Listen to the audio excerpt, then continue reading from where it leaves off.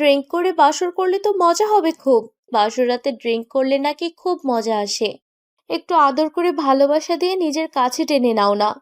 এই শোনো, চ্যানেলটি সাবস্ক্রাইব করে ঘন্টাটি বাজিয়ে দিও, কেমন? তোমরা যারা আমার ভয়েসকে ভালোবাসো তারা এই মুহূর্তে আমাদের চ্যানেলটি অবশ্যই সাবস্ক্রাইব করে রাখবে।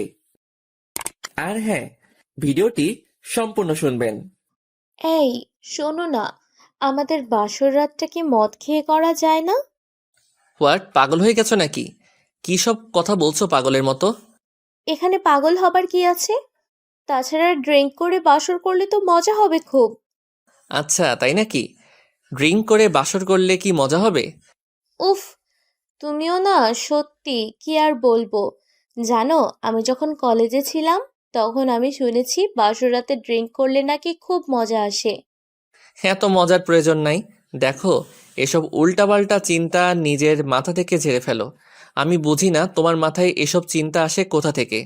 তুমি না পচা লোক, সবসময় আমায় বকতে থাকো। একটু আদর করে ভালোবাসা দিয়ে নিজের কাছে টেনে নাও না। হুম, এত আদর ভালোবাসা দিতে হবে না। কথায় আছে না, আদরে নাকি মানুষ বাদর হয়। আমি চাই না তুমি বাদর হয়ে যাও। দূর, তুমি এসব কথা সাইডে রেখে আমায় বলো না, আমার এই ছোট্ট ইচ্ছেটাকে পূর্ণ করবে তো তুমি? মানে, এসব কি ধরনের ইচ্ছা তুমি বলো? আদৌ কি এসব ইচ্ছেকে পূর্ণ করা সম্ভব? ইচ্ছে থাকলে উপায় হয়, যদিও জানি আমি তোমার সেটা নাই। কি আর বলবো বলো? আমার ইচ্ছা নাই। এবার খুশি তুমি? যাও, এখন গিয়ে ঘুমিয়ে পড়ো। আমি ঘুমাবো না। বাসর ঘরে কি কেউ ঘুমাতে আসে? বাসর ঘরে আসে আদর ভালোবাসা খেতে। আচ্ছা তাই? আসল কথা বলো না তুমি ড্রিঙ্ক করতে এসে। উফ, এটা তো আমার একটা ছোট্ট ইচ্ছে, যেটা তুমি পূর্ণ করলে না। আমি আজ কাছেই করব না, দেখো। আফরা কথাটা বলতেই গাল ফুলিয়ে ফেলল। আরিফ আফরার গাল ফোলানো দেখে ভীষণ অবাক হয়ে যায়।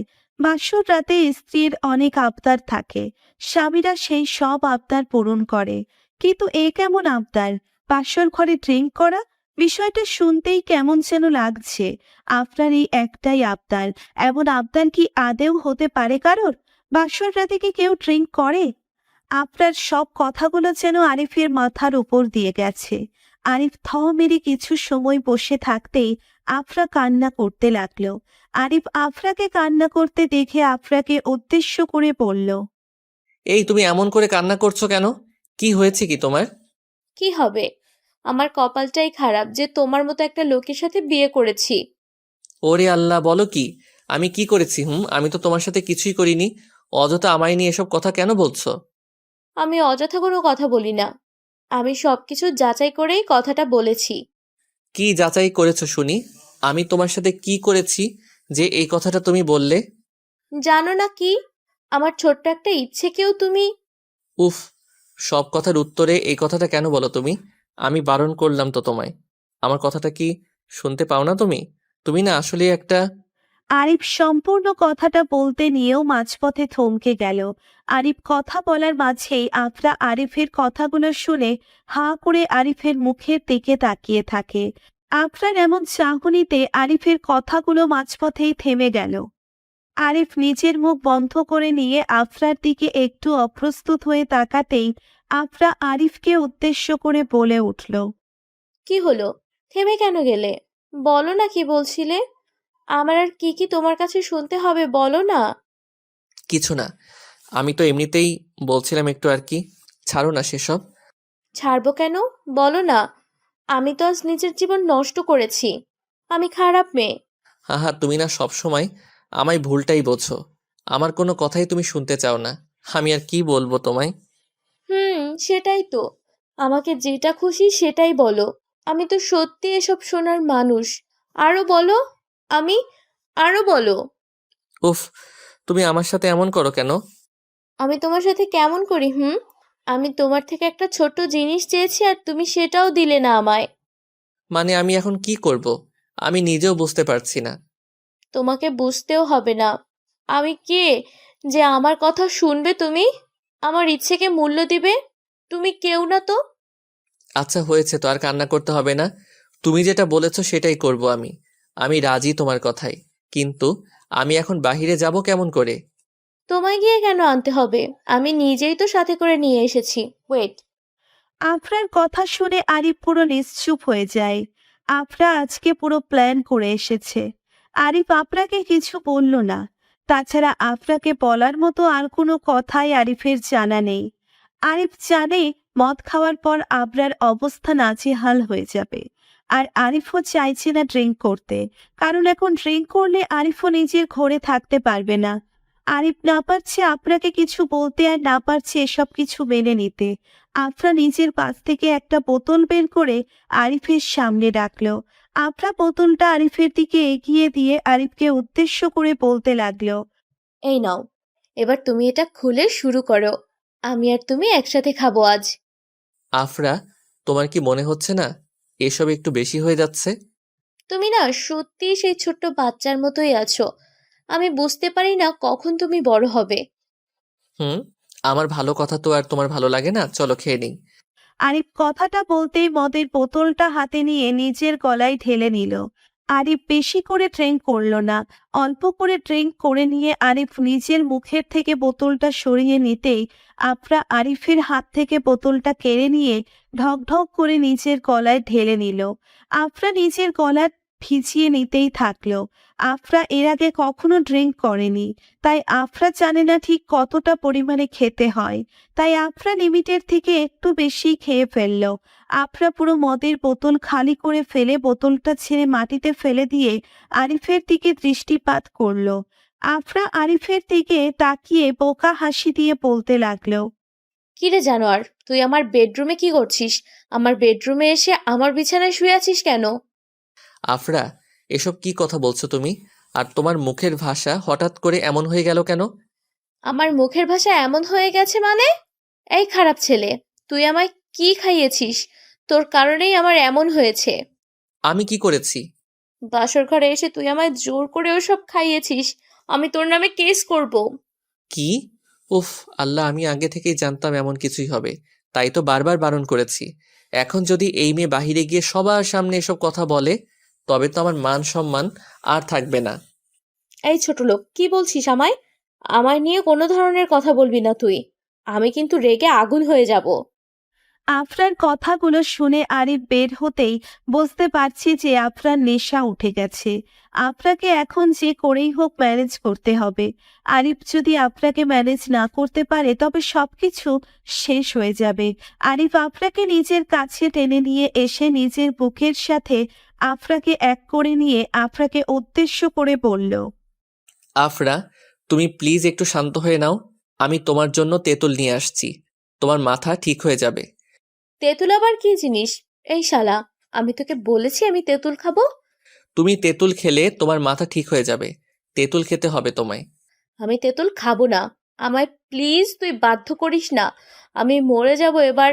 আমায় আর জোর করিস না। আফরা, আস্তে। এমন করে জোরে জোরে কথা বললে বাহিরের লোক শুনতে পাবে তো। লোকে শুনতে পেলে পাবে। আমি তো তেঁতুল খাবো না। তো কি খাবে?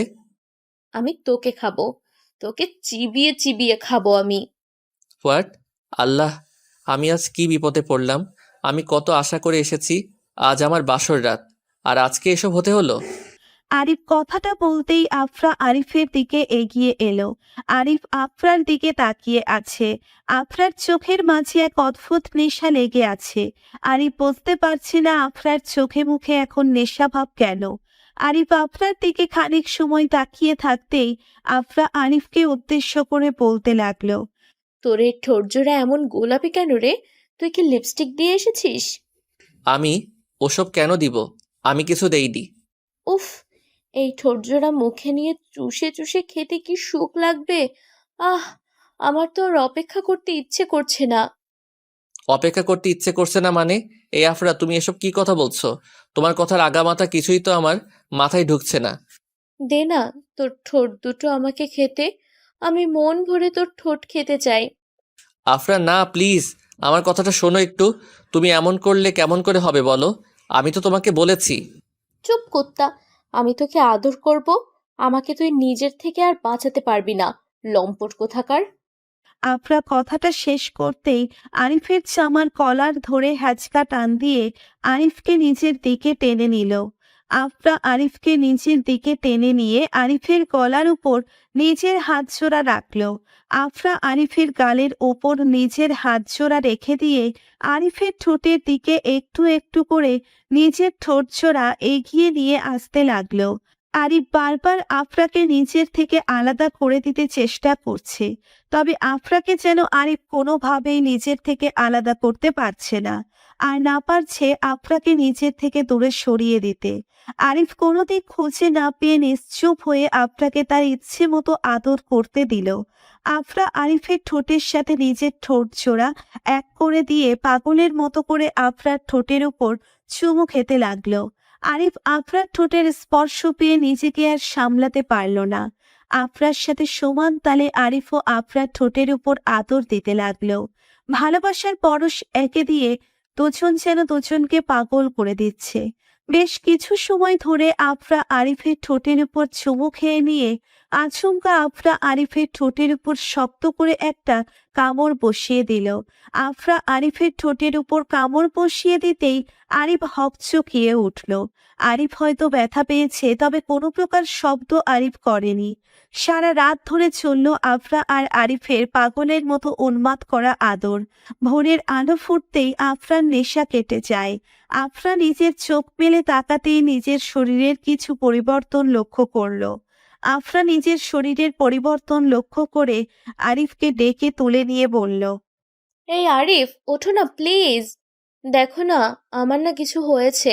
কেমন যেন পরিবর্তন লাগছে আমার শরীরে। লাগবে না কেন? গতকাল তো আমার সাথে যুদ্ধ বাঁধিয়ে দিয়েছিলে, তাই এমন লাগছে। আমি তোমার সাথে যুদ্ধ কখন বাঁধিয়েছি? উফ, কি ব্যথা! আহা গো, এখন জানো না কিছু, তাই না? ইচ্ছে করছে তোমার মাথাটা ফাটিয়ে দেই এখন। আমার মাথা তোমাকে ফাটাতে হবে না। তুমি আমায় বলো, আমার সাথে কি করেছো তুমি? এমন তো এখন আগে হয়নি আমার সাথে। তাই নাকি? এর আগে কখনো এমনটা হয়নি তোমার সাথে, তাই না? এই প্রথম হয়েছে? আজকেই প্রথম আমার এমন লাগছে। বলো না কি করেছো? আমি কিছু করিনি। তাছাড়া তোমাকে কাছে করার ইচ্ছাও আমার নেই। আমার উপর অযথা অভিযোগ করাটা বন্ধ করো। তাই নাকি? শোনো, আমি জানি তুমি কেমন। আমায় আর নতুন করে কিছু শেখাতে হবে না তোমাকে। ওকে, ওয়েট করো, আমি দেখাচ্ছি আমি কি করেছি। আরিফ কথাটা বলতেই নিজের ফোনটা বের করে আফরার সামনে রাখল। আফরা নিজের চোখের সামনে আরিফের ফোনটা দেখে চমকে গেল। আফরা বুঝতে পারল না আরিফ কেন তাকে ফোনটা দিল। আরিফ আফরার সামনে একটা ভিডিও অন করতেই আফরা সবকিছু দেখতে পেল। আফরা অবাক হয়ে ফোনের দিকে তাকিয়ে আছে। গতকাল রাতে কি কি হয়েছে আরিফ সবকিছু ভিডিও করে রেখেছে। আফরা শুরু থেকে শেষ অবধি ভিডিও দেখে নিয়ে লজ্জায় লাল হয়ে গেল। আফরাকে লজ্জা পেতে দেখে আরিফ আফরাকে উদ্দেশ্য করে বলতে লাগলো, এখন তো প্রমাণ পেয়েছো আমি নিজে কিছু ইচ্ছে করে করিনি, তুমি আমায় বাধ্য করেছো। ছি, তুমি না আসলেই একটা খারাপ লোক। এসব ভিডিও কি কেউ রেকর্ড করে? আমি এসব পছন্দ করি না। কি আর করব বলো, তুমি তো আমায় অভিযোগ করতে, তাই আমি প্রমাণ রেখে দিয়েছি। হয়েছে, এবার এই ভিডিও ডিলিট করে দাও। আমি নেশার ঘরে একটু বেশি হয়তো করে ফেলেছি। হুম, ভিডিও তো ডিলিট করব, তবে আমার এখন আবার সেটার রিপিট চাই। কি? একদম না, আরিফ। আরিফ আফরাকে কোনো কথা বলতেই দিল না।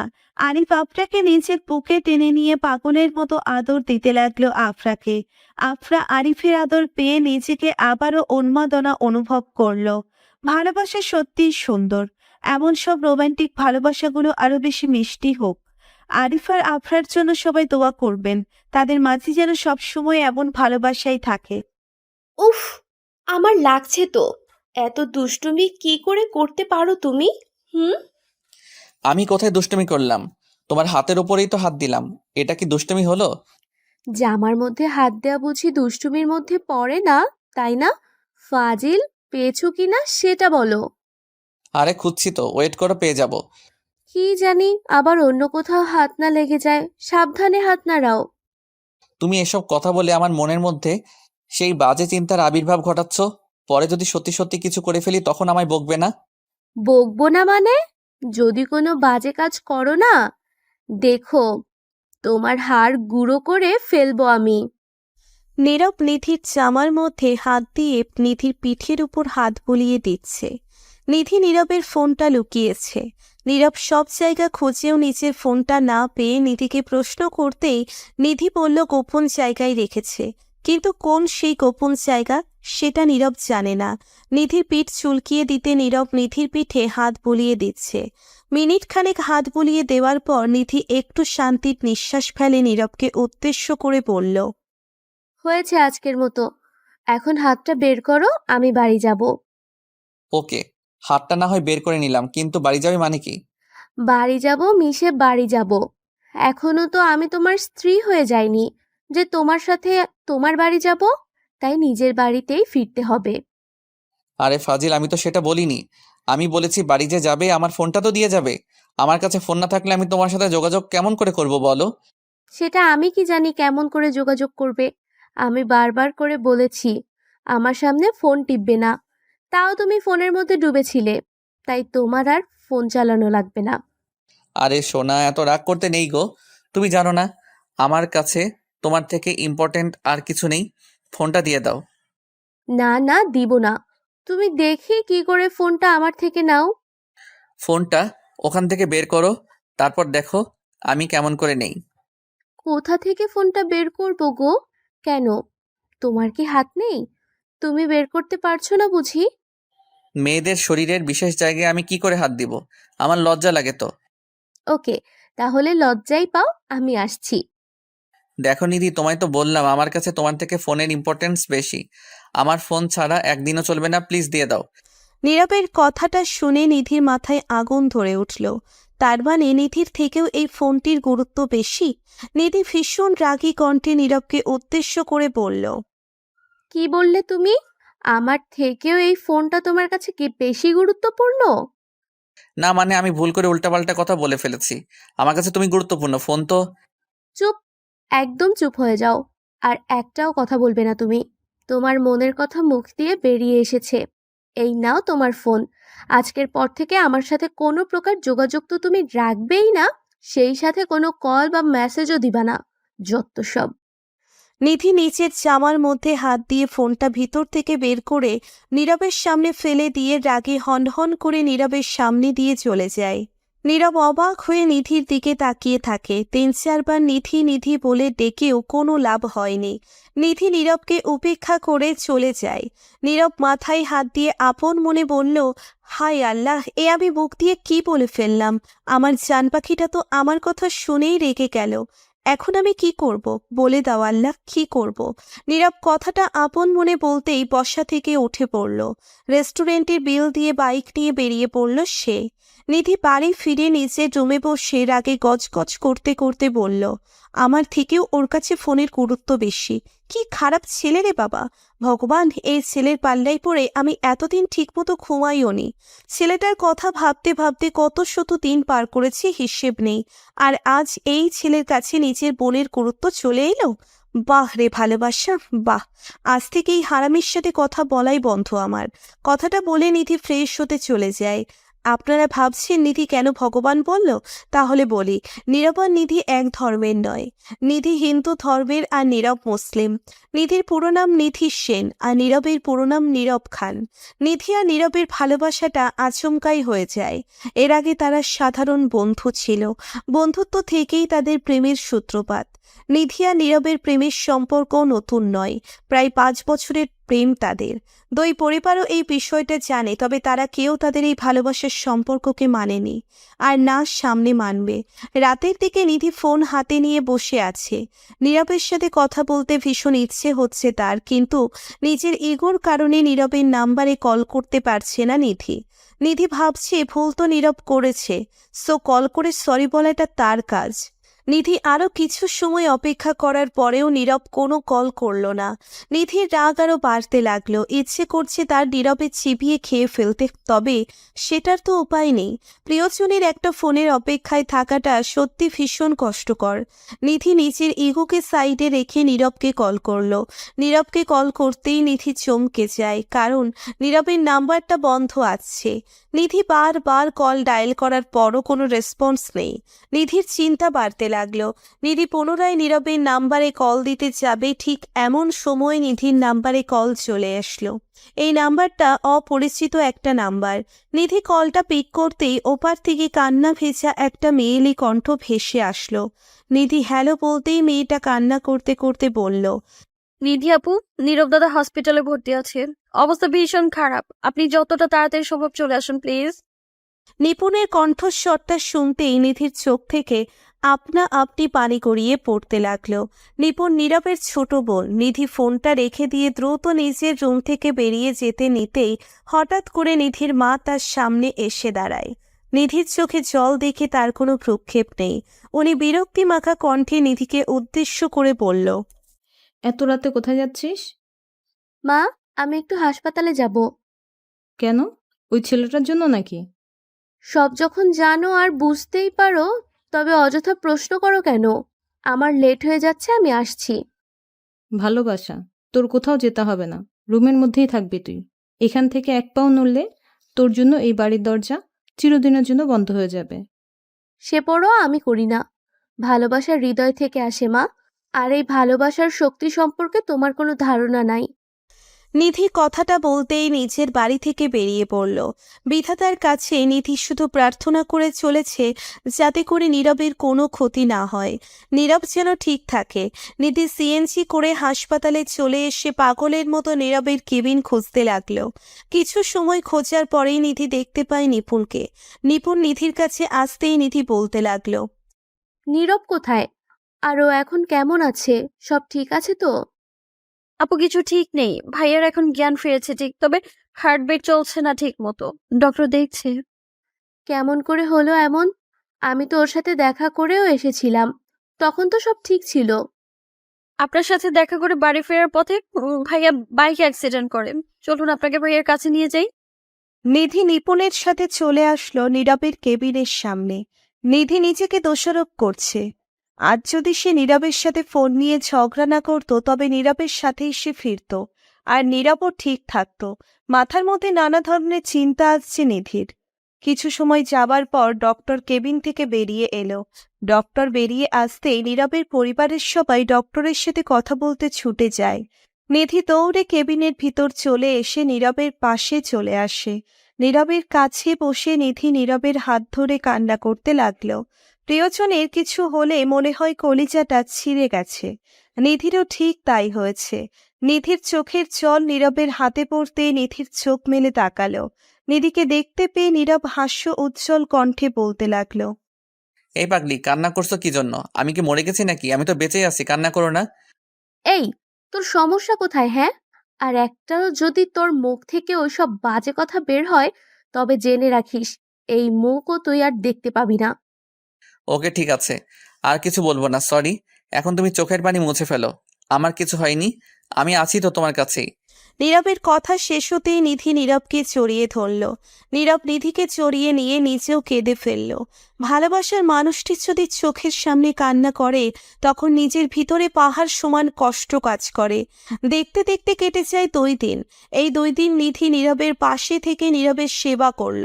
নীরব নিধিকে বাড়ি যেতেও অনেকবার বলেছে, তবে নিধি চায়নি, কারণ নীরবকে দেখতে আসার অপরাধে তার বাড়ির দরজা চিরদিনের জন্য তার জন্য বন্ধ হয়ে গেছে। নীরব আজ রিলিজ হয়েছে। হাসপাতাল থেকে বেরিয়ে এসে নীরব নিধিকে উদ্দেশ্য করে বলল, নিধি, আমি তোমায় তোমার বাড়ি অবধি ছেড়ে দিয়ে আসি, কেমন? তুমি বাড়ি চলে যাও। কোন বাড়ি যাব আমি? আমি সারা জীবনের জন্য ওই বাড়ি থেকে চলে এসেছি, আর ওই বাড়ি ফেরার রাস্তা নেই আমার। এসব কি বলছো তুমি? তোমার বাবা মা সকলকে এভাবে ছেড়ে দিয়ে চলে আসলে? যখন বাবা মা সরাসরি বলে দেয় তোমার সাথে সম্পর্ক রাখলে আমায় বাড়ি ছাড়তে হবে, তখন ওই বাড়ি থেকে তোমাকে বেশি গুরুত্বপূর্ণ মনে হয়েছে, তাই ছেড়ে দিয়ে এসেছি। তুমি কি এতে খুশি হওনি? খুশি বা দুঃখের কথা নয় নিধি, আমি বলবো তোমায় এমনভাবে বাবা মাকে কষ্ট দেওয়া ঠিক হয়নি। চলো তোমায় নিয়ে একটু ঘুরে আসি। নীরবের কথার মানে নিধি খানিকটা বুঝতে পারল।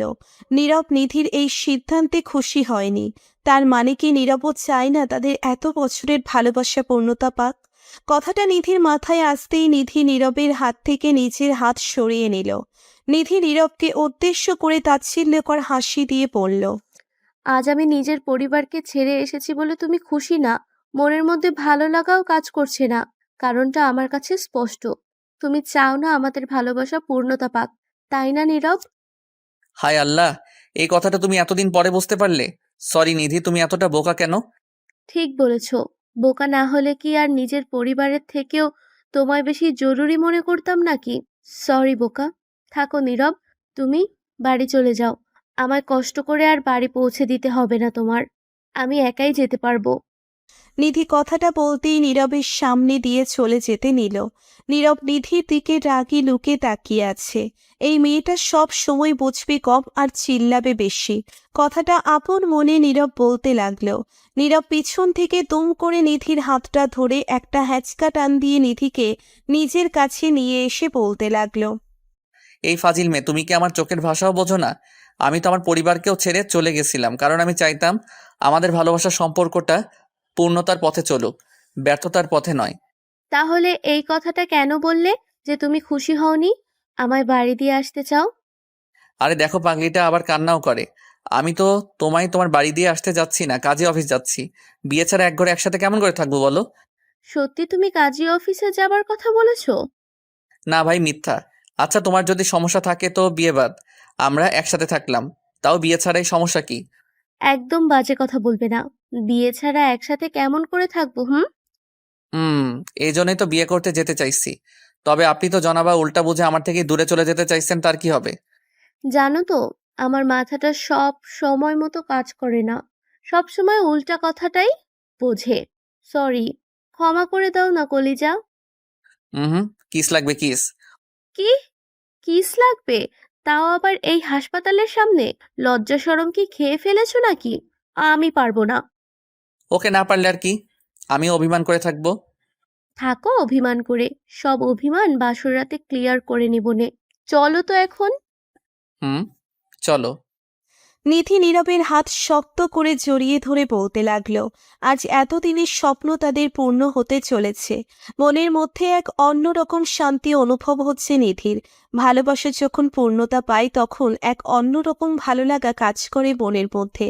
নিধি আর নীরব কাজী অফিসে চলে এলো আর তাদের বিয়ে হয়ে গেল। ধর্ম মানুষের মধ্যে শান্তি তৈরি করে। ধর্ম কখনো ভালোবাসার মাঝে দেয়াল হয়ে থাকে না। পরিবার হয়তো তাদের এই সম্পর্ককে আজ মানছে না, তবে যখন তারা দুজন সুখী থাকবে তখন সবাই মেনে নিবে। অবশেষে বলতে চাই, পূর্ণতা পাক পৃথিবীর সমস্ত ভালোবাসা। বিশেষ দ্রষ্টব্য, এই গল্পটি কারোর ধর্মীয় অনুভূতিতে আঘাত করার উদ্দেশ্যে রচয়িতা হয়নি। এই, তুমি যে রোজা না রেখে ললিপপ চুষে খাচ্ছ, এতে তো আমার রোজা ভেঙে যাবে। ও মা, আমার ললিপপ চোষার সাথে তোমার রোজার কি সম্পর্ক? জানো না, ললিপপ চুষে খেলে আমার ওখান থেকে জল বেরিয়ে যাবে, তাতে তো আমার রোজা ভেঙে যাবে। সেটা তো তোমার সমস্যা। তুমি তোমার নিজের ওপর নিয়ন্ত্রণ রাখো, তবেই তো তোমার রোজাও ঠিক থাকবে। আর আমার চোষাতেও সমস্যা হবে না। এই, এমন ফাজিলের মতো কথা বলছো কি জন্য? আমি তোমাকে এটা ছাড়তে বলেছি মানে ছাড়ো, আমার রোজা ভেঙে যাবে। ওহো, আমি ছাড়বো না তো ছাড়বো না। এটা আমার ভীষণ প্রিয়। আমি তো এটা মন ভরে খাবো। অধরা, বেশি হয়ে যাচ্ছে, আমার কিন্তু এখনই জল বেরিয়ে যাবে। তো বের হোক, আমিও দেখি তোমার ওখানে কতটা জল আছে। অধরা কথাটা বলতেই খিলখিল করে হাসতে লাগলো। অয়ন অধরার হাসির দিকে মুগ্ধ দৃষ্টিতে তাকিয়ে আছে। অধরা অয়নের দুষ্টু চাহনি দেখে ভ্রু কুঁচকে ললিপপ মনের আনন্দে খাচ্ছে। অয়ন হলো অধরার স্বামী। দীর্ঘ 4টি বছরের ভালোবাসার সম্পর্কের পূর্ণতা হলো তাদের এই বিয়ে। অয়নের বাবা মা নেই, এক চাচার কাছেই অয়ন মানুষ। চাচাও গত বছর অয়নকে একা করে চলে যায়, আর তারপর অয়ন অধরাকে বিয়ে করে ঘরে তোলে। অধরা সব সময় অয়নের সাথে একটা বন্ধুর মতো ব্যবহার করে। আসলে কথায় আছে না, ভালো ও আদর্শ স্বামী স্ত্রী ভালো বন্ধুর সমান। এই কথাটা অয়ন আর অধরাকে দেখলেই বোঝা যায়। অয়ন ও অধরা দুজন দুজনকে বেশ ভালো বুঝতে পারে। তাই তো তাদের ভালোবাসার সম্পর্কটা এত বছর গড়িয়ে শেষে বিয়ে পর্যন্ত গড়ায়। অধরা দুষ্টুমি করে ললিপপের মাথাটা বার করে নিজের ঠোঁটের উপর নিয়ে আসছে আর ভিতরে পড়ে নিচ্ছে। অয়ন আর নিজের লোভকে সামলাতে পারল না। দম করে অধরার ললিপপটা ধরে অধরার মুখ থেকে বের করে নিয়ে নিজের মুখে পুরে নিল। অয়নের এমন কাজ দেখে অধরার চোখজোড়া পুরোই বড় বড় হয়ে যায়। অধরা অভিমানী কণ্ঠে অয়নকে উদ্দেশ্য করে বলল, এটা কি হলো? আমার এঁটো করা ললিপপটা তুমি এমন করে কেড়ে নিলে কেন? আমি শুনেছি যে স্ত্রীর এঁটো করা খাবার খেলে নাকি ভালোবাসা বাড়ে। আমি তো সবসময় চাই আমাদের ভালোবাসা যেন বাড়তেই থাকে, তাই কেড়ে খেয়ে নিলাম। ফাইজলামি করো আমার সাথে? আমি জানি তুমি আমার খাওয়াটা সহ্য করতে পারো নাই, তাই এমনভাবে ছিনিয়ে নিয়েছো। আর কি করবো বলো, তোমার ললিপপ খাওয়া দেখে আমি নিজের জিভের জলকে আটকে রাখতে পারিনি, তাই তোমার থেকে এটা নিয়ে নিয়েছি। সরি। এতই যখন খেতে ইচ্ছে করেছে, তাহলে দোকান থেকে কিনে খেতে পারতে না? সব সময় আমার খাবারের ওপর বদনজর দাও, ফাজিল জামাই একটা। এ কি বললে অধরা? আজ একটা ললিপপ তোমার কাছে আমার থেকেও বেশি গুরুত্বপূর্ণ হয়ে গেল? এই ললিপপের জন্য তুমি আমায় এটা বলতে পারলে? ওয়েট ওয়েট, আমি তোমায় কি বলেছি আর তোমার সাথে কিসের কম্পেয়ার করেছি? এই যে ললিপপের জন্য তুমি বললে আমি ফাজিল, সব সময় তোমার সাথে দুষ্টুমি করি, আর এখনো আমার মাথায় দুষ্টুমি চেপে আছে। ইয়া আল্লাহ, দেখো আমার জামাই এইসব বলছে কি! আমি তোমায় এত কিছু কখন বললাম? আমার নামে মিথ্যা কথা বলছো তুমি। আমি মিথ্যে বলি না, তুমি এসব যে বলেছো সেটা আমি এখনই প্রমাণ করে দিতে পারি। তাই নাকি? ওকে, বেট হয়ে যাক। তুমি যদি প্রমাণ করতে পারো যে আমি তোমায় এইসব বলেছি, তবে তুমি যা চাইবে তাই পাবে। আর যদি না পারো, তবে আমি যা বলবো তাই করতে হবে। রাজি? 100 ভাগ রাজি। তো বসে আছো কেন জনাব? প্রমাণ করো আমি তোমায় কি কি বলেছি। করছি তো, এই নাও আমার প্রমাণ। অয়ন কথাটা শেষ করতেই অধরার দিকে তাকিয়ে একটা দুষ্টু হাসি দিল। অধরা ভ্রু কুঁচকে অয়নের দিকে কৌতূহলপূর্ণ দৃষ্টি নিক্ষেপ করল। অয়ন আলতো করে ধীরে ধীরে নিচের হাত অধরার কোমরের দিকে বাড়িয়ে দিল। অধরা অয়নের হাতের দিকে তাকিয়ে খানিকটা অপ্রস্তুত হয়ে আপন মনে ভাবছে যে অয়ন কি প্রমাণ করছে বা করতে চাইছে। অয়নের হাত অধরার কোমরে এসে পড়তেই অয়ন অধরাকে নিচের দিকে টেনে নিয়ে আসলো। অধরা নিশ্চুপ হয়ে অয়নের দিকে তাকিয়ে আছে। অয়ন অধরাকে নিজের কাছে নিয়ে এসে অধরার ঘাড়ে হাত রেখে আলতো করে অধরার মাথাটা নিচের দিকে এগিয়ে নিয়ে আসতে লাগলো। অধরা অয়নের চোখের দিকে তাকাতেই বেশ বুঝতে পারছে আসলে তার ফাজিল বরটা কি করতে চাইছে। অয়ন অধরার ঠোঁটের দিকে এক দৃষ্টিতে তাকিয়ে নিজের ঠোঁটজোড়া অধরার ঠোঁটের দিকে এগিয়ে দিতেই অধরা অয়নের বুকের উপর একটা ধাক্কা দিল। ধাক্কা খেতেই অয়ন অধরার থেকে খানিকটা দূরে সরে যায়। অধরা অয়নকে উদ্দেশ্য করে হাস্য উজ্জ্বল কণ্ঠে বলতে লাগলো, এই বজ্জাত, ফাজিল, সারাদিন কি দুষ্টুমি করতে ইচ্ছে করে? একদম উল্টাপাল্টা কাজ করবে না। কি করব না? আমি তো কিছু করছিলাম না সোনা, শুধু প্রমাণ করছিলাম। দেখেছো, প্রমাণ করে দিয়েছি। ওয়েট, এমনভাবে কি প্রমাণ করলে? এই যে তুমি আমায় এসব কথা বলেছো সেটাই তো প্রমাণ করে দিলাম। অ্যাহ, এটা চিটিং হয়েছে। আমি এটা মানি না। তুমি আমার সাথে চিটিং করছো, ফাজিল বজ্জাত। সে আমি যাই করি না কেন, আমি প্রমাণ করে দিয়েছি। এখন তোমার কথা মতো আমার শর্ত তোমায় পূরণ করতে হবে। এ কি শর্ত? বলো কি করতে হবে। ফাইজলামি না, আমি যা বলবো তাই করতে হবে। যদি না না করো না, মাইর চলবে, মাইর। আচ্ছা আগে বলো তো, শুনে দেখি কত কঠিন কাজ করতে হবে এখন আমায়। বেশি কিছু না সোনা, আমায় ইচ্ছে মতো আদর করো এখন। প্রচন্ড আদর আদর পাচ্ছে আমার। কি? এই সময় তোমার আদর পাচ্ছে? এটা কোনো কথা? রাতে আদর দিব, এখন এসব বাদ। রাতে তো কিছুই দেখতে পাই না, এখন আদর করলে আদরটা দেখতে পাবো। ইস রে, এখনো না দেখে দেখে আদর খাওয়া লাগবে। কিছু দেখতে হবে না, আদর রাতে এখন নয়। তাহলে তুমি তোমার কথা রাখবে না, তাই তো? ওহো, রাখবো না। তাহলে আর কি, আমি জোর করে আদর খেয়ে নেই। অয়ন কথাটা শেষ করতেই অধরার হাত ধরে একটা হ্যাচকা টান দিয়ে অধরাকে নিজের বুকে নিয়ে এলো। অধরা অয়নের বুকের উপর মুখ থুবড়ে পড়তেই অয়ন অধরার কপালে আলতো করে ঠোঁটজোড়া ছুঁইয়ে চুমু খেলো। অধরা দুষ্টু একটা হাসি দিয়ে অয়নের বুকের উপর ভর দিয়ে উঠে যেতে চেষ্টা করলো। ঠিক তখনই অয়ন অধরাকে বিছানায় ফেলে দিয়ে অধরার উপর উঠে বসল। অধরা অয়নের থেকে নিজেকে আলাদা করার চেষ্টা করছে। অয়ন হাসতে হাসতে অধরাকে উদ্দেশ্য করে বলল, আমার সাথে রাজনীতি চলবে না আমার পিচ্চি ফাজিল বউ। তুমি চলো ডালে ডালে আর আমি চলি পাতায় পাতায়। আমায় বোকা বানানো কি এতটাই সোজা নাকি? এই, আমি কি বারণ করেছি নাকি যে আদর করব না? আমি তো আমার স্টাইলে আদর করতে চাই। এই তো এমন করছি। ও সত্যি তো আদর করতে চাইছো, নাকি আবার ধোকা দেওয়ার ধান্দা? আরে বাবা, সত্যি আমি তোমায় মিথ্যা বলবো কেন? ওকে তাহলে করো আদর, আমি তো রেডি আছি সোনা। অধরা অয়নের দিকে তাকিয়ে মুচকি মুচকি হাসছে। অয়ন বুঝতে পারছে না যে অধরার মনের মধ্যে কি চলছে, তবে অয়ন নিশ্চিত যে অধরার মাথায় কোনো এক দুষ্টু চিন্তা তো আছেই। অয়ন অধরাকে ছেড়ে দিতে অধরা অয়নের চোখজোড়ার উপর নিজেকে দিয়ে চোখজোড়া ঢেকে দিল অয়নের। অয়নের চোখজোড়া ঢেকে দেওয়ার পর অধরা আলতো করে অয়নের গালে নিজের ঠোঁট ছুঁয়ে দিয়ে ছো মেরে পালিয়ে যায়। অয়ন চোখ খুলে নিচের সামনে অধরাকে দেখতে না পেয়ে দরজার দিকে দৃষ্টিপাত করল। অধরা দরজার পাশে দাঁড়িয়ে আছে। অয়ন কৌতূহলী কণ্ঠে অধরাকে উদ্দেশ্য করে বলল, এটা কি হলো অধরা? তুমি না আমায় আদর করবে বললে, এখন ওখানে দাঁড়িয়ে আছো কি জন্য? আমার সাথে চিটিং করে তুমি বাজিতে তো আমায় হারিয়ে দিলে। এখন আমি তোমার সাথে চিটিং করে পালালাম। আদর হবে না কোনো। এই ছিল তোমার মনে? ওয়েট ফাজিল, আমি এখনই তোমায় মজা দেখাচ্ছি। অয়ন কথাটা শেষ করতেই অধরার দিকে ছুটে চলে যায়। অধরাও দৌড়ে অয়নের দিকে পালিয়ে যায়। অয়ন অধরার পিছন পিছন ছুটতে ছুটতে অধরার কাছে চলে আসে আর পেছন থেকে অধরাকে জড়িয়ে ধরে।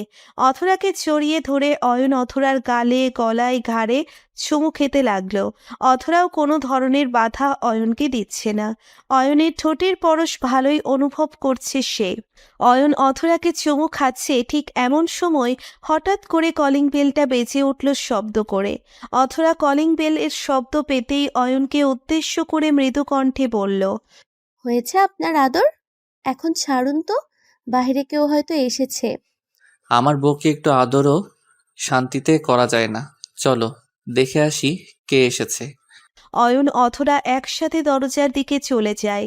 দরজা খুলে দিতেই অয়ন দেখতে পায় অধরার বাবা মা এসেছে। অয়নের তো নিজের বাবা মা নেই, তাই অয়নের কাছে অধরার বাবা মা নিজের বাবা মায়ের থেকে কোনো অংশে কম না। অয়ন অধরার বাবা মাকে সালাম করল। অতঃপর অধরার বাবা অয়নকে উদ্দেশ্য করে খানিকটা নিচু কণ্ঠস্বর নিয়ে বলতে লাগলো, অয়ন বাবা, আমরা কি কিছুদিনের জন্য তোমাদের এখানে থাকতে পারি? আসলে আমার বাড়িটা ব্যাংকের ঋণ নেওয়া টাকা থেকে তৈরি করা হয়েছিল। টাকা সময় মতো। অয়ন অধরার বাবাকে সম্পূর্ণ কথাটা বলার সুযোগ দিল না। ওনাকে থামিয়ে দিয়ে অয়ন বলতে লাগলো, বাবা, আপনি কী সব বলছেন? আপনি আমার এখানে থাকবেন আর সেটা আমার থেকে অনুমতি নিয়ে? এটা কখনো হতে পারে না। নিজের ছেলের বাড়ি থাকবেন, যতদিন ইচ্ছে ততদিন থাকবেন, আপনাকে কোনো অনুমতি নিতে হবে না। আসলে বাবা, আমরা খাঁটি সোনা চিনতে পারিনি, তাই তো তোমার সাথে অনেক বাজে ব্যবহার করেছি। তুমি আমাদের। ছি বাবা, এসব বলে আমায় ছোট করিয়েন না। বাবা মা রাগের মাথায় সন্তানদের বকবে, আবার তারাই বুকে টেনে নিবে, এসব মনে রাখতে নেই।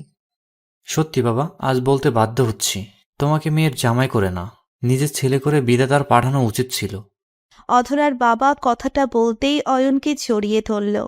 অয়ন হাসি মুখে তাদেরকে নিজের বাড়িতে থাকতে দিল। আসলে অধরার বড় ভাই আছে, আর বিয়ে করে সেই ভাই নিজের স্ত্রীর কথা মতো অধরার বাবা মাকে বাড়ি থেকে বের করে দিয়েছে।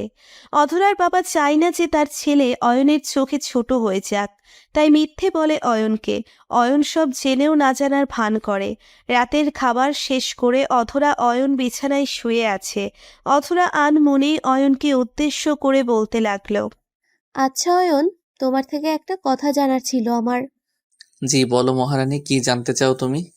তুমি কি সত্যিই মন থেকে পুরনো কথা সব ভুলে গেছো? জি, আমি মন থেকে সব ভুলে গেছি, কিন্তু হঠাৎ করে এই প্রশ্ন কেন করছো? আমার জানতে ইচ্ছে হচ্ছে ভীষণ, যেই বাবা মা তোমায় এতটা অপমান করে দূর দূর করে নিজেদের বাড়ি থেকে বের করে দিয়েছে, তোমার চাকরিটা চলে গেছে বলে তোমায় তাদের বাড়ির ভাত খেতে বারণ করে দিয়েছে, তাদেরকে এতটা সহজে ক্ষমা তুমি কেমন করে করতে পারলে? সময় অধরা, সময় সবসময় এক থাকে না। বাবা মা আমায় ভুল বুঝেছে, তাই তারা আমার সাথে তখন এমন ব্যবহার করেছে, কিন্তু আমি তো কখনো তাদেরকে ভুল বুঝিনি। আমার বাবা মা নেই, তাই বাবা মা না থাকার কষ্টটা আমি বুঝি। সত্যি বলতে তোমার তুলনা হয় না। যখন তোমায় দেখি তখন নিজেকে বড্ড ভাগ্যবতী মনে হয় জানো। এমন একটা স্বামী পাওয়া সত্যিই ভাগ্যের বিষয়। কচু আমি। তুমি ওকে কম যুদ্ধ করেছো নাকি? যখন সবাই আমার বিপক্ষে ছিল, ঠিক তখন তুমি আমার পাশে ছিলে। সব সময় নিজের ভালোবাসা দিয়ে আমায় সাহস দিয়েছো। এটা কি কম নাকি? সে তুমি যাই বলো, আমি লাকি তোমায় পেয়ে। সারা জীবন ধরে এমনভাবেই ভালোবাসবো আমার ফাজিল দুষ্টু বরটাকে। কচু বাসবে, তাই তো আমায় একটু আদর দাও না। যাও যাও, আগামীকাল থেকে অফিসেই পড়ে থাকবো, আর আসবো না বাড়ি। তখন বুঝবে অয়ন কি ছিল। এই ফাজিল দুষ্টু, এসব কি বলো হ্যাঁ? এখন নো অফিস, অনলি অধরার আদর পর্ব চলবে। আদর। অধরা কথাটা শেষ করতেই অয়নকে জড়িয়ে ধরল। অয়নও অধরাকে জড়িয়ে ধরে অধরার কপালে চুমু এঁকে দিল। ভালোবাসা এমনই হয়, অনেক বাধা বিপত্তি আসবে ভালোবাসায়, তবে প্রিয়জন কখনো হাতটা ছাড়বে না। সকল সময় ভালোবাসার মানুষটিকে সাহস দিয়ে যাবে। এমন ভালোবাসার বড্ড অভাব এই শহরে। সবাই নিজের সুখটা খোঁজে, কখনো প্রিয়জনের চোখের দিকে তাকিয়ে তার মনের কষ্টকে পড়ার মতো প্রিয়জন এই শহরে বড়ই অভাব। তবে এখনো কিছু সংখ্যক প্রিয়জন আছে যারা খারাপ সময় যেমন ভালোবাসে, ঠিক ভালো সময়ও এমনিই ভালোবাসে। এমন সব ভালোবাসার শেষ পরিণতি হয় সুন্দর। আপনার প্রিয়জন সেই সুন্দর ভালোবাসার অধিকারী নয় তো? জানাবেন। অবশেষে বলতে চাই, ভালো থাকুক ভালোবাসা, পূর্ণতা পাক পৃথিবীর সমস্ত পবিত্র ভালোবাসা। ওগো, শুনছো? আমি প্রেগনেন্ট। উফ, আমার কি যে খুশি লাগছে আমার, জানো? কি সব পাগলের মতো বকছো? পাগল হতে যাব কেন? আমি সত্যি প্রেগনেন্ট হয়ে গেছি। আহ, এতটা খুশি আমি আর কখনো হয়েছি বলে আমার মনে নেই। আমি মা হতে চলেছি। মানে কি? বিয়ে হয়েছে গতকাল, আর আজ তুমি প্রেগনেন্ট? সকাল সকাল পাগল হয়ে গেছো নাকি? সেটা তো আমিও বুঝতে পারছি না। আজ সকালে খারাপ লাগছিল আমার, তাই ডাক্তারের কাছে গিয়েছিলাম। তুমি তো ঘুমিয়েছিলে, তাই আর ডাক দেইনি। তখন ডক্টর আমায় পরীক্ষা করে বলল আমি মা হতে চলেছি। আর তুমি বাবা হতে চলেছো গো। নিপার কথা শুনে ইমরান ভীষণ রেগে গেল। আর ইমরানের এই রেগে যাওয়াটা অস্বাভাবিক নয়। বিয়ের পরদিন যদি কোনো স্ত্রী বলে যে সে প্রেগনেন্ট, তখন যে কোনো স্বামী রিয়াক্ট করবে, এটা নর্মাল। ইমরান ও নিপার কথায় ভীষণ রেগে যায়। ইমরান বিছানা থেকে লাফিয়ে উঠে পড়ে আর নিপার চুলগুলো শক্ত করে চেপে ধরে। রাগে গজগজ করতে করতে নিপাকে উদ্দেশ্য করে বলতে লাগলো ইমরান। সত্যি করে বলো, বিয়ের আগে কার সাথে আকাম করেছিস? এই বাচ্চার সত্যিকারের বাবাকে? কেন অন্যের পাপ নিজের পেটে নিয়ে আমায় সেই পাপের ভাগীদার করতে চেষ্টা করছিস? বল, কার সাথে কি করেছিস তুই? আরে সত্যি বলছি, আমি কারোর সাথে কিছুই করিনি। চুপ করো, বিয়ের আগে কিছু না করলে এই পাপ কি করে আসলো? খবরদার, আমার অনাগত সন্তানকে নিয়ে কোনো বাজে কথা বলবে না।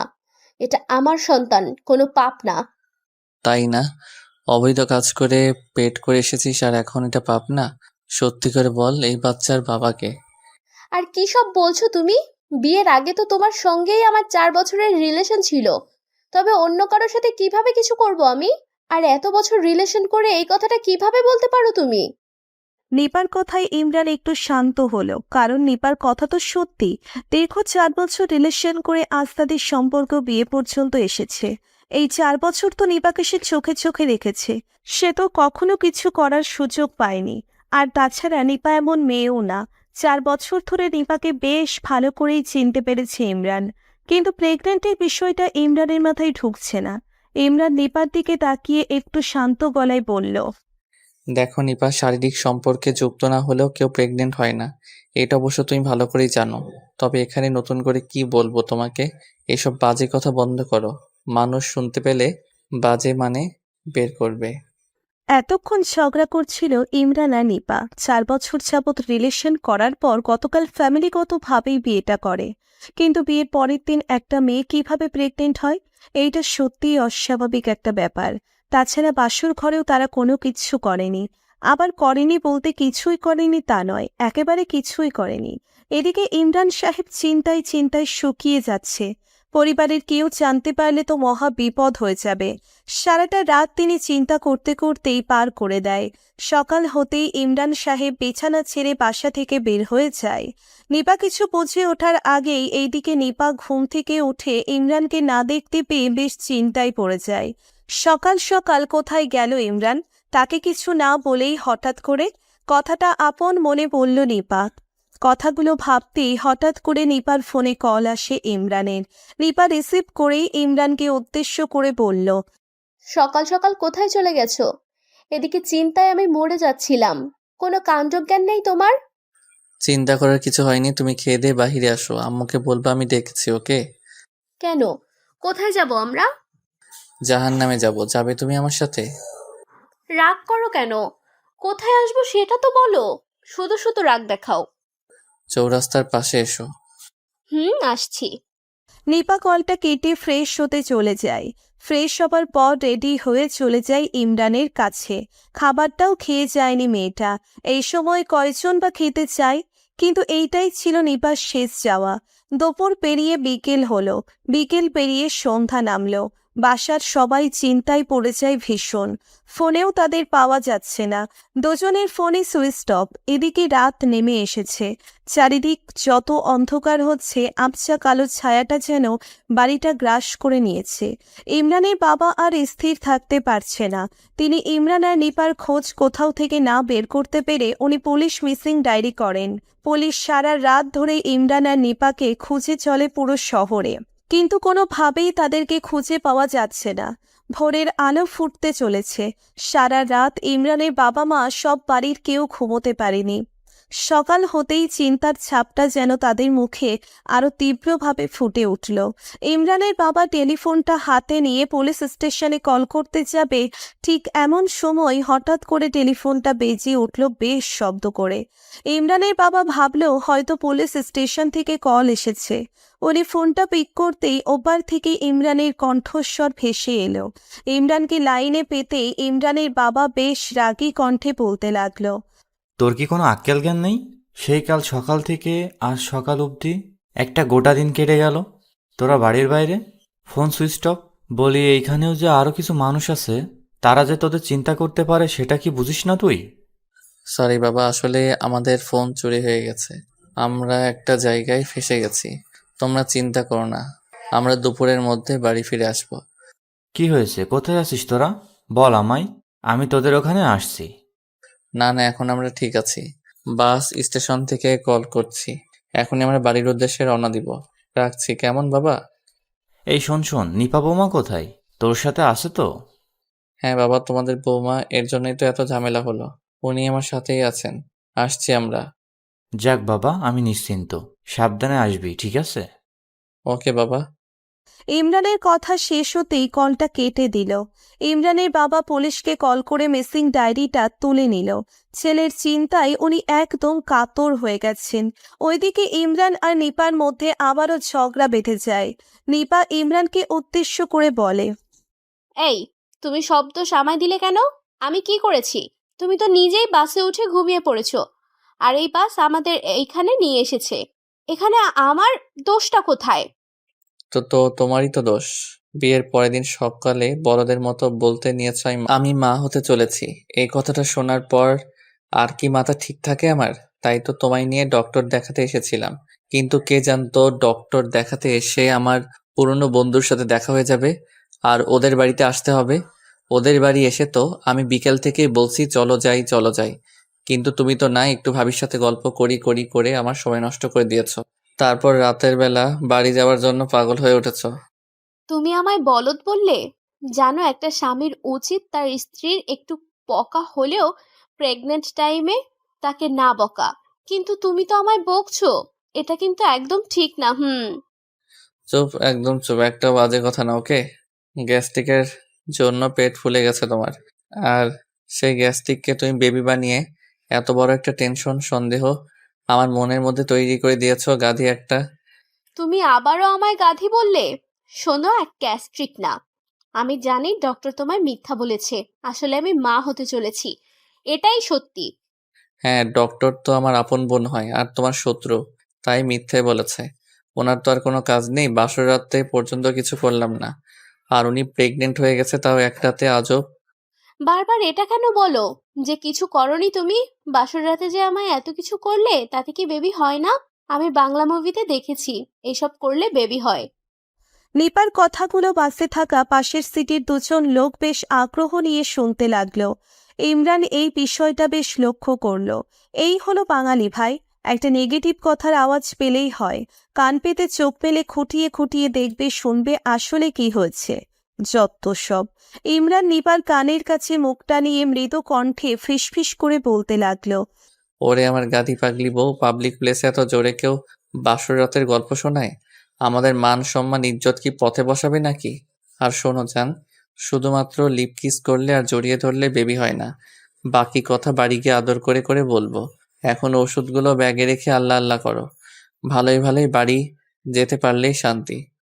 ইমরানের কথা মতো নিপাত চুপ হয়ে যায়। আশেপাশে তাকিয়ে নিপাত দেখে নিল সত্যিই অন্য সবাই তাদের দিকে তাকিয়ে আছে। নিপাত চুপচাপ বসে আছে। বাস চলছে আপন গতিতে।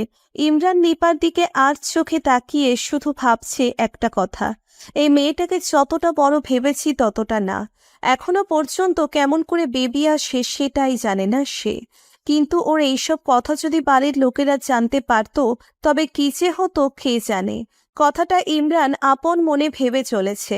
ইমরান যখন এইসব কথা ভাবতে মগ্ন, ঠিক তখনই হঠাৎ করে ইমরানের কাঁধের উপর নিপার মাথা রাখল। ইমরান নিপার মাথা নিজের কাঁধে অনুভব করতেই নিপার দিকে দৃষ্টিপাত করল। নিপা চুপ থাকার কারণে ঘুমিয়ে পড়েছে।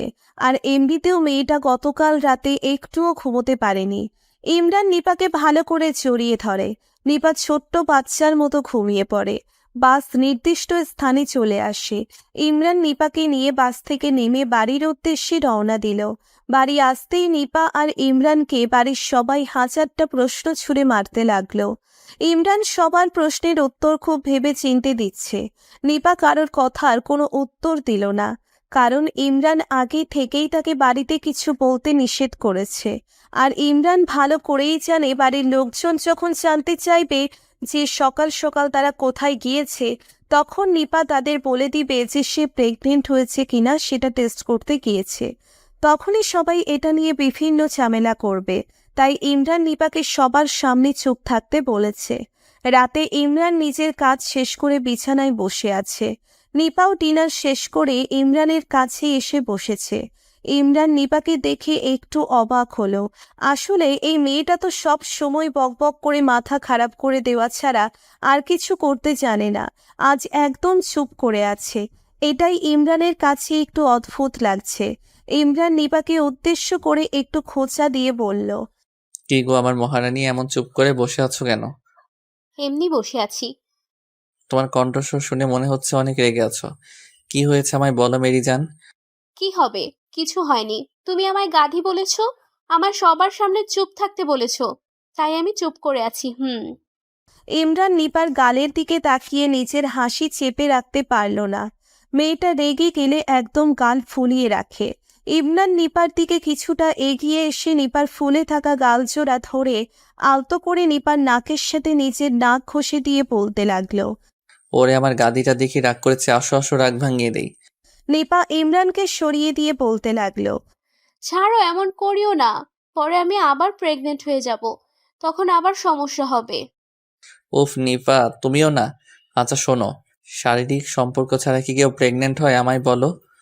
এই যে এসব করছো, এটা কি শারীরিক সম্পর্ক নয়? হুম, এটা শারীরিক সম্পর্ক না, এটা হলো আদর ভালোবাসা। আসল শারীরিক সম্পর্ক অন্যটাকে বলো, যেটার কারণে নারী মা হয়। তবে আমায়ও ওই রকম করো। আমি মা হতে চাই। একটা বেবি দিবে আমায় প্লিজ? ওরে ফাজিল বউ আমার, তোমার বেবি চাই শোনা? আগে বলবে তো, কিন্তু শোনা তোমার তো অনেক কষ্ট হবে। আর আমি তোমার কষ্ট দেখবো কেমন করে? আরে হবে না, তুমি করো তো প্লিজ, আমিও দেখি কেমন করলে বেবি হয়। নিপার অবুঝ বাচ্চাদের মতো কথা শুনে ইমরান হেসে ফেলল। বিয়ের পর বাসরাত তো হয়েছে, তবে তাদের মধ্যে তেমন কিছু হয়নি। দীর্ঘ 4 বছরের ভালোবাসার পর প্রিয়জন আজ তার পাশে। নিজের করে ভালোবাসা পেয়েছে সে। সেই ভালোবাসার মানুষটিকে আদর করার লোভ কি কেউ সামলাতে পারে? পারে না। ইমরানও পারল না। ইমরান নিপার কোমর ধরে একটা হ্যাচকা টান দিয়ে নিপাকে নিজের বুকে নিয়ে এলো। নিপার ঠোঁটের সাথে নিজের ঠোঁট এক করে দিয়ে গভীর চুমু খেতে লাগলো সে। নিপাও ইমরানের সাথে সমান তালে রেসপন্স করছে। হঠাৎ করে ইমরান নিপাকে কিস করতে করতে নিপার নাভির কাছে এসে নিপার নাভিতে গভীর চুমু খেলো। নিপা এই প্রথম কোনো পুরুষের স্পর্শে কেঁপে উঠল। নিপা নিজেও জানে না তার শরীরের এই কম্পন কি জন্য হচ্ছে। কি চাই এই শরীর? কেন এমন উতলা হয়ে পড়েছে সে? নিপা বেশ বুঝতে পারছে তার এখন কিছু চাই, যেটা না হলে তার শান্তি নেই। ইমরান পরম আবেশে যত্নে নিপাকে আদরে আদরে ভরিয়ে দিতে লাগলো। নিপার এইসবে কোনো অভিজ্ঞতা না থাকায় সে বেশ ব্যথা পেল। ঘণ্টাখানেক পর ইমরান নিজের কাজ শেষ করে নিপার উন্মুক্ত বুকের উপর মাথা রেখে ক্লান্ত হয়ে শুয়ে পড়ে। নিপার সমস্ত শরীর এখনো কাঁপছে, আর নিপার মুখ থেকে বেরিয়ে আসতে গোঙানির শব্দ। ইমরান নিপার এমন অবস্থা দেখে নিপার কপালে নিজের ঠোঁটজোড়া ঠেকিয়ে পড়ল। সরি জান, আমি নিজের উপর নিয়ন্ত্রণ রাখতে পারিনি, তাই অনেক ব্যথা দিয়ে ফেলেছি। সরি লক্ষ্মী বউ, আর হবে না। যাও ফাজিল লোক, এমন করে কেউ আদর করে? উফ, পুরো শরীর ব্যথা করছে আমার। আচ্ছা, এইবার বলো, আমি কি প্রেগনেন্ট হতে পারবো এখন, নাকি আগের বারের মতো বলবে যে আমি বোকা? দূর, একদিন করলে কি বেবি আসবে নাকি? রোজ রোজ করতে হয়, তবেই বেবি আসবে। কি? এই ব্যথা রোজ রোজ সহ্য করতে হবে? আরে না সোনা, প্রথমবার দেখে ব্যথা পেয়েছো, রোজ রোজ হলে আরাম পাবে। সুখ আর সুখ। এখন এই পেইন কিলার খেয়ে নাও, একদম ঠিক হয়ে যাবে তুমি। নিপা ইমরানের কথা মতো পেইন কিলার খেয়ে নিল। ইমরান যে নিপাকে ভালোবাসে তা নিয়ে সন্দেহ নেই, আর নিপা যে একটা বাচ্চা পাগলি তার বলার অপেক্ষা করে না। সবাই তাদের জন্য দোয়া করবেন, আর বেবি হলে কিন্তু মিষ্টি খেয়ে যাবেন। আস্তে আস্তে বের করো না, দেখছো না কেমন ফেটে গেছে? ব্যথা লাগে তো। আস্তেই তো বের করছি সোনা, একটু সহ্য করো। এটা বের হয়ে গেলেই ব্যথা কমে যাবে। নাড়া দিও না, তো বেরিয়ে আসছে। আহ, অসহ্য লাগছে অয়ন, কিছু করো না প্লিজ। এখন আমি আর কি করতে পারি? এটা না বের করা অবধি তো কিছুই করা যাবে না। একটু অপেক্ষা করো সোনা, এখনই বের করছি। না না, আমি আর পারছি না, মনে হচ্ছে এক্ষুনি মরে যাব। আর কখনো আমি তোমার কথা শুনবো না। তোমার কথা শুনে আজ আমার এই বিপদটা হলো। লে, আমি কি করলাম? তুমি নিজেই তো বললে তোমার বুকটা ফাঁকা ফাঁকা লাগছে, তাই তো আমার কাছে ছুটে আসার জন্য ব্যাকুল হয়ে পড়ছো। এখন সব দোষ আমার? আমি ব্যাকুল হয়ে পড়লেই কি তোমায় বলতে হবে অধরা আসো? আমি অপেক্ষা করছি, তোমারই দোষ। আহ, অয়ন, আস্তে বের করো। অধরা ব্যথায় বারংবার কোকিয়ে উঠছে। অয়ন ধীরে ধীরে নিজের জিনিসটা বের করছে। অধরা অয়নের শার্টটা শক্ত করে খামচে ধরে আছে। অধরার শরীর থেকে এখনো রক্ত বের হচ্ছে। অয়ন অধরার কষ্টটা আর সহ্য করতে পারছে না। নিজের সর্বশক্তি দিয়ে অয়ন অধরার পায়ের মধ্যে ঢুকে থাকা জিনিসটা এক টান দিয়ে বের করে নিল। অধরা ব্যথায় চিৎকার করে ফেলল একদম। অয়ন অধরাকে কিছুটা শান্ত করার জন্যে বলতে লাগলো। এই যে, অধরা বের হয়ে গেছে, এখন আর কষ্ট হবে না। ওয়েট, আমি ওষুধ লাগিয়ে দিচ্ছি। থাক, আর ঔষধ লাগাতে হবে না। নিজে ইচ্ছে করে আমায় কষ্ট দিয়ে এখন এসেছে দরদ দেখাতে। লাগবে না আমার কিছু। ওরে আমার কিউট বইয়ের দেখে রাগও হয়েছে। আচ্ছা তুমি বলো, আমি কি ইচ্ছে করে এই সুইটা এখানে রেখেছি? আমি তো জানতাম না আমার পিচ্চি বউটা এখনই আমার কাছে উড়ে উড়ে আসবে। জানলে তো আর রাখতাম না, বলো। হয়েছে ঢং। এখন আমার পায়ে আদর করে ওষুধ দিয়ে দাও, তারপর আমায় কোলে নিয়ে বাড়িটা ভালো করে ঘুরিয়ে দেখাও। এটাই তোমার শাস্তি। সামান্য এই ব্যাপার? আমি তো আমার পরিটাকে দিনরাত 24 ঘন্টা কোলে নিয়ে ঘুরতে পারি। তুমি একটু শান্ত হয়ে বসো, আমি মেডিসিন নিয়ে আসছি। অয়ন অথরাকে বিছানায় বসিয়ে দিয়ে মেডিসিন নিতে চলে যায়। অয়ন আর অথরার মধ্যে বৈবাহিক কোনো সম্পর্ক নেই। অয়ন অথরা একে অপরকে পাগলের মতো ভালোবাসে। তাদের এই ভালোবাসার সম্পর্কে কথাটা তাদের পরিবার জানে। দুই পরিবারের এক পরিবারও তাদের এই সম্পর্ক মেনে নেয়নি। কিন্তু তাতে কি, ভালোবাসা কি কোনো বাধা মানে, নাকি শোনে কোনো বারণ? ভালোবাসা এমন এক অনুভূতি যেটা আটকে রাখার মতো ক্ষমতা কারণ নেই। সকলের চোখের আড়ালে অয়ন অধরা ঠিক তাদের ভালোবাসার আদান প্রদান করে। আজ সকাল থেকেই অধরার ভীষণ ইচ্ছে করছে অয়নকে দেখতে, কিন্তু কোনোভাবেই সেটা সম্ভব হচ্ছিল না। বিকেলের দিকে অয়নের বাবা মা ঘুমিয়ে থাকে, আর অয়ন নিজের রুমে কাজ করে। এই সুযোগে সকলের চোখের আড়ালে অয়নের রুমে অধরা চলে আসে, আর আসতে গিয়েই ঘটিয়ে ফেলে বিপত্তি। অধরার পায়ের মধ্যে একটা সূচ গেঁথে যায়। অয়ন অনেক চেষ্টা করে সেই সূচটা অধরার পায়ের থেকে বের করে। অধরা আর অয়ন মাঝে ভালোবাসার সম্পর্কের পর আরও একটা সম্পর্ক আছে। সেটা হলো অয়নের বাবা আর অধরার বাবা বন্ধু। তবে এখন আর সেই বন্ধুত্ব নেই। অয়ন অধরার জন্য ঔষধ নিয়ে এসে অধরার পায়ে ঔষধ দিয়ে দিল। অধরার পায়ে ঔষধ দিয়ে দেবার পর অয়ন অধরাকে নিজের কোলে তুলে নিল। অধরা অয়নের কোলে যে কতবার উঠেছে তার কোনো হিসেব নেই। অয়ন অধরাকে কোলে তুলে নিতেই অধরা একটা ছোট্ট বাচ্চার মতো অয়নের গলা জড়িয়ে ধরে। অয়ন অধরাকে সারা বাড়ি কোলে তুলে নিয়ে ঘোরাতে লাগলো। অধরা অয়নের গলা জড়িয়ে বলল, আচ্ছা অয়ন, যদি আমাদের ভালোবাসার সম্পর্কের ইতি টানতে হয় তখন কি করবে? কি করব? কিছুই না। ফাজলামো করো না তো, বলো না কি করবে তখন।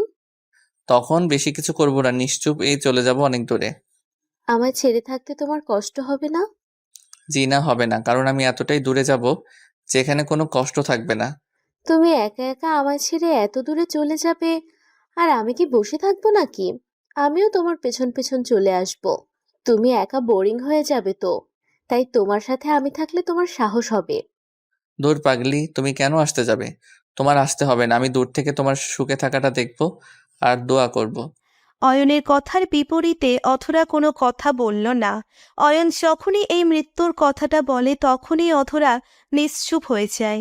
অয়ন জানে অধরা কেন নিশ্চুপ। এই কথাটা শোনার পর অধরার কলিজাটার মধ্যে ভীষণ আঘাত লাগে, আর সেই আঘাতের কারণে অধরা কষ্ট পায়। অধরাকে নিশ্চুপ দেখে অয়ন একটু খোঁচা মেরে অধরাকে উদ্দেশ্য করে বলল, কি হলো, চুপ করে গেলে যে? তুমি কি ভাবছো আমি একা একা দূরে চলে যাব আর তুমি এখানে থেকে কান্না করবে? অসম্ভব। আমি তোমার পাশেই ছায়ের মতো লেগে থাকবো। যত বাধা আসুক না কেন, আমি তোমায় ছাড়ছি না। অয়নের কথাটা শেষ হতেই অধরা অয়নের গলাটা আরো বেশি শক্ত করে জড়িয়ে ধরল। অয়ন অধরাকে নিয়ে বাড়ির নিচে নামছে, ঠিক এমন সময় হঠাৎ করে অয়নের সামনে চলে আসে অধরার বাবা।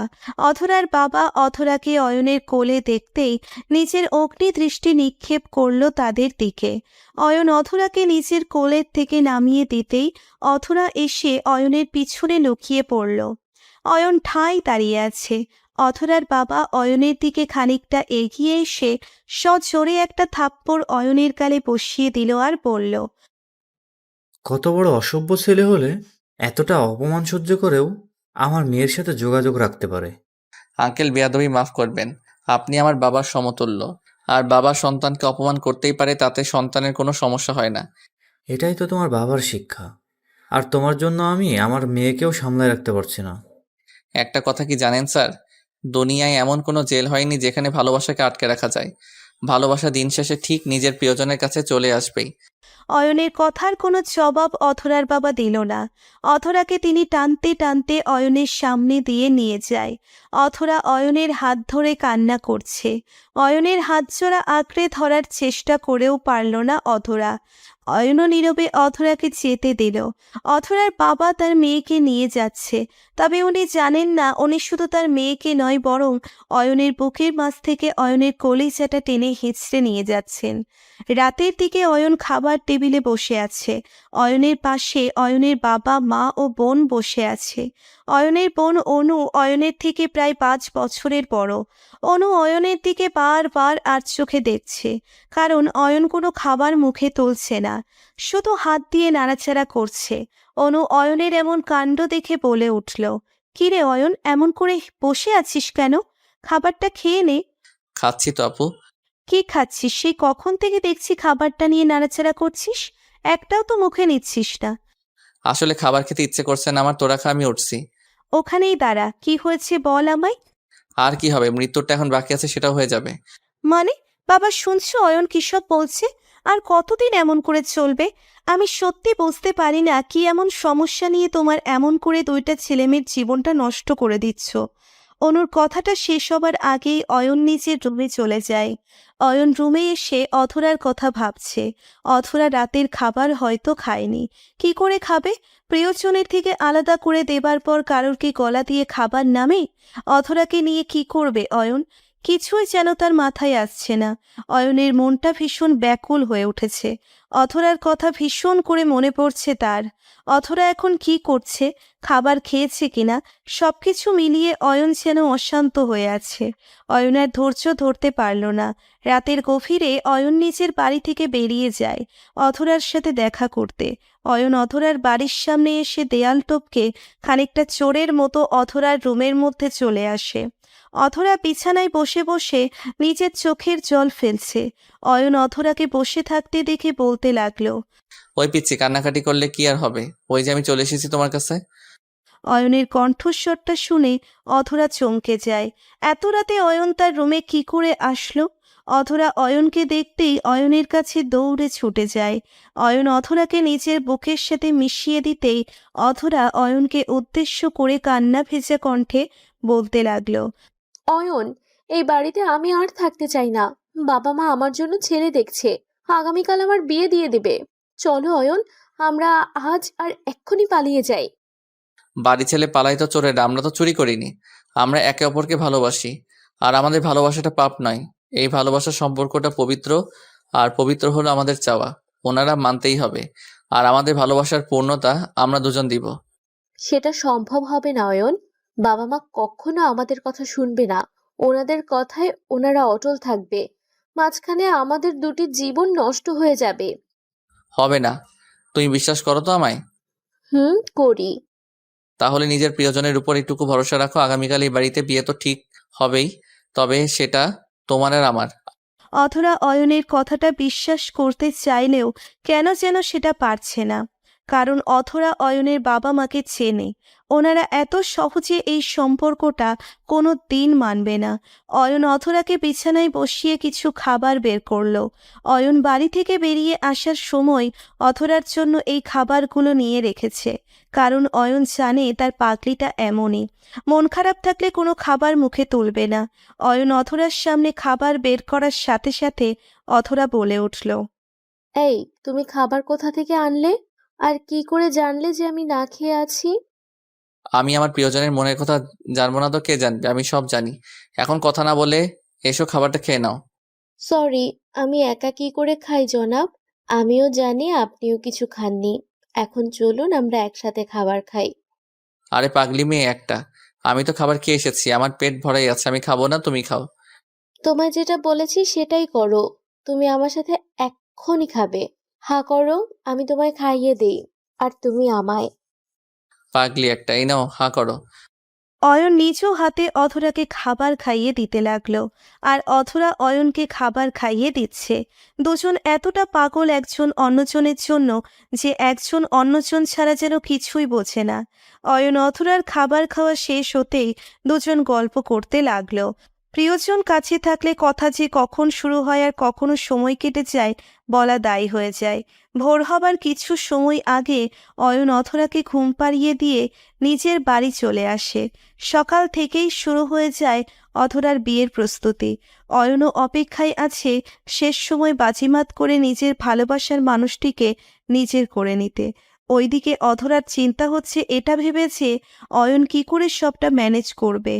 অধরাকে ভালো করে সাজিয়ে গুছিয়ে রেডি করতে করতে বরপক্ষ চলে আসে।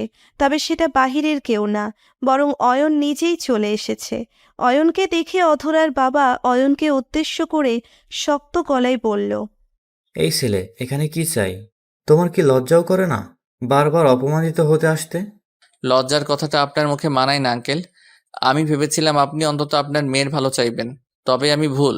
আপনি নিজেই চান না যে আপনার মেয়ে সুখে থাকুক, ভালো থাকুক। Shut up. তোমার মতো লোফার বয়দের আমার বেশ ভালো করে চেনা আছে। এখনই আমার বাড়ি থেকে বেরিয়ে যাও, তা না হলে আমি তোমার ঘাড় ধাক্কা দিয়ে বের করে দিব। আপনাকে কষ্ট করে আমায় ঘাড় ধাক্কা দিয়ে বের করে দিতে হবে না। আপনি শুধু আমায় আমার স্ত্রীকে দিয়ে দিন, আমি চুপচাপ এখান থেকে চলে যাব, প্রমিস। হোয়াট? কে তোমার স্ত্রী? সেটা আপনি আমার স্ত্রী মানে আপনার মেয়েকে জিজ্ঞাসা করলেই জানতে পারবেন। আমি এখনই পুলিশ ডাকছি, ওয়েট। ডাকুন, সমস্যা নেই। পুলিশ আসলে আমারও সুবিধা হবে। আমি আমার স্ত্রীকে আইনিভাবেই নিয়ে যেতে পারবো। অয়নের কথাটা শুনে অথরার বাবা চমকে যায়। অয়নের সাথে অথরার বিয়ে কবে হলো এটাই তার ভাবনার বিষয়। অয়ন অথরার বাবার পাশ থেকে একটু সরে গিয়ে অথরার হাত ধরে অথরার বাবার সামনে দিয়ে অথরাকে নিয়ে চলে আসতে থাকে। অথরার বাবা নিশ্চুপ হয়ে অয়নের দিকে তাকিয়ে আছে। কিছু বলার সুযোগ নেই তার। উনি সত্যিই বিশ্বাস করে নিয়েছে যে অয়ন আর অথরার বিয়ে হয়ে গেছে। তবে আসল সত্যি তো অধরা আর অয়ন জানে। অয়ন অধরাকে নিয়ে সোজা নিজের বাড়ি চলে আসে। আর এর মধ্যে অয়নের বাবা মাও অধরাকে মেনে নেয়। আর অয়ন অধরার বিয়ের ব্যবস্থা করে ফেলে। আমাদের চারপাশে এমন অনেক সম্পর্ক পাওয়া যায় যে সম্পর্কগুলো পরিবারের চাপে শেষ হয়ে যায়। একটা কথা মাথায় রাখবেন, পরিবার একটা সময় ঠিক মেনে নেবে। তবে আজ পরিবারের জন্য নিজের যেই প্রিয়জনকে ছাড়ছেন, সেই প্রিয়জন কিন্তু আর কখনো আপনাকে মানতে পারবে না। ভালোবাসা শুধুমাত্র স্বপ্ন দেখায় না, সেই স্বপ্নকে বাস্তবে রূপ দেয়। পরিবার তখনই শান্তি পাবে যখন দেখবে আপনি সুখে আছেন, তখন নয় যখন আপনি কষ্টে থাকবেন। অয়ন আর অথরার জন্য দোয়া করবেন, তারা যেন সব সময় সুখে থাকতে পারে। প্রতিদিন ভালোবাসার নতুন নতুন গল্প পেতে চ্যানেলটি সাবস্ক্রাইব করে পাশে থাকা বেল বাটনে ক্লিক করুন।